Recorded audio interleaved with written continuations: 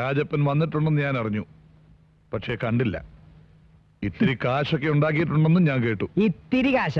കോടീശ്വരൻ. കോടീശ്വരൻ. അവനിട്ടിരിക്കുന്ന pant shirt എന്തിനും അണ്ടർവെയറിന് 1 ലക്ഷങ്ങൾ വരാ. നേരോ? ഓവർ ആകരുത്. നീ എന്ത് പറഞ്ഞു? എന്റെ പൊന്നു സാറ്, ഞാൻ നുണ പറയണതല്ല. 1992 ഞാനും രാജപ്പനും കൂടി ഷർട്ട് എടുക്കാൻ പോയി. ഷർട്ടിന് എന്താ വിലന്നറിയോ? 300 രൂപ 90 പൈസ.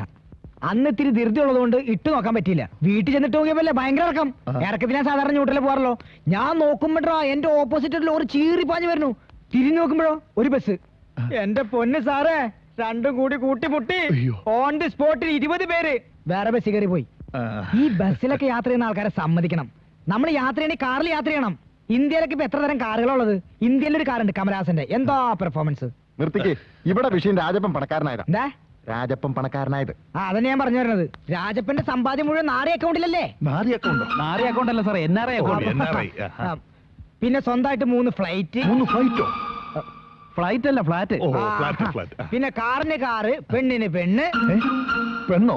പെണ്ണിന് പെണ്ണല്ല, പൊന്നിന് പൊന്ന്. അറബിയില് പൊന്നിന് പെണ്ണെന്ന് പറയാ. രാജപ്പന് ഒരുപാട് കല്യാണാലോചനകൾ വരുന്നുണ്ട്. എല്ലാം കൊമ്പത്തുന്ന. അതിനൊന്നും കാര്യമില്ലല്ലോ. എന്തു പറ്റി? രാജപ്പന് ഇഷ്ടപ്പെടണ്ടേ? തുറന്നു പറയാലോ സാറേ, രാജപ്പന്റെ മനസ്സിൽ പെണ്ണിനെ കുറിച്ച് കൊച്ചു കൊച്ചു സ്വപ്നങ്ങളുണ്ട്.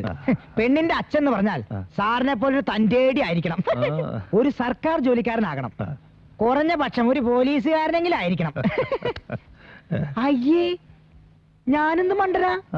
അയ്യേ അയ്യേ അയ്യേ അയ്യേ, സാർ പോലീസുകാരനല്ലേ? അതെ. സാറിനൊരു മോളില്ലേ? ഉണ്ടല്ലോ.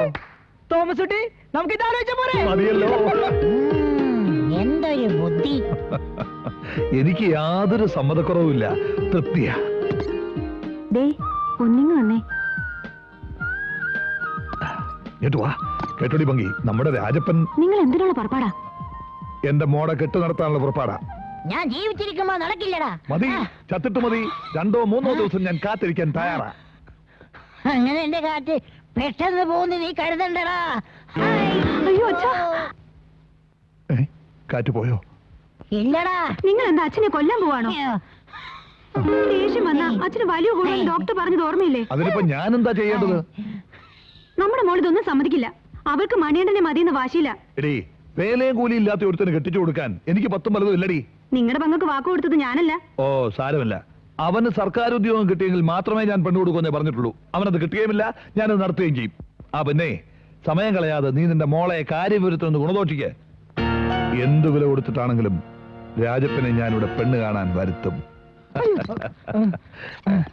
അകത്തെല്ലാവർക്കും സമ്മതമാണെങ്കിൽ ഞങ്ങൾ രാജപ്പനെ ഇപ്പൊ തന്നെ വരുത്താം. ഇപ്പോഴോ? ഇപ്പൊ രാജപ്പ.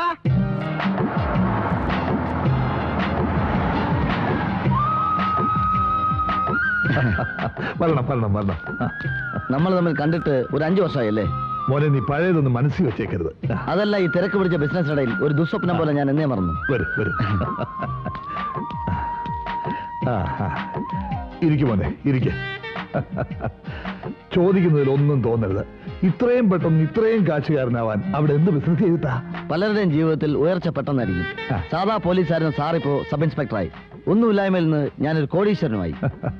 അന്ന് നാട് വിട്ടോ ഞാൻ ചെന്നിറങ്ങിയ അലയിൽ അലഞ്ഞിരിഞ്ഞു കുറച്ചാലോ. അവിടുന്ന് ഖത്തറിലെത്തി അത്തർ കച്ചവടം തുടങ്ങി. പിന്നെ മസ്കലിലെത്തി ബിസ്ക്കറ്റ് കച്ചവടം തുടങ്ങി. പിന്നെ 2-3 കിണറൊക്കെ വാങ്ങി പെട്രോൾ കച്ചവടമൊക്കെ കഴിഞ്ഞു കൂടുന്നു.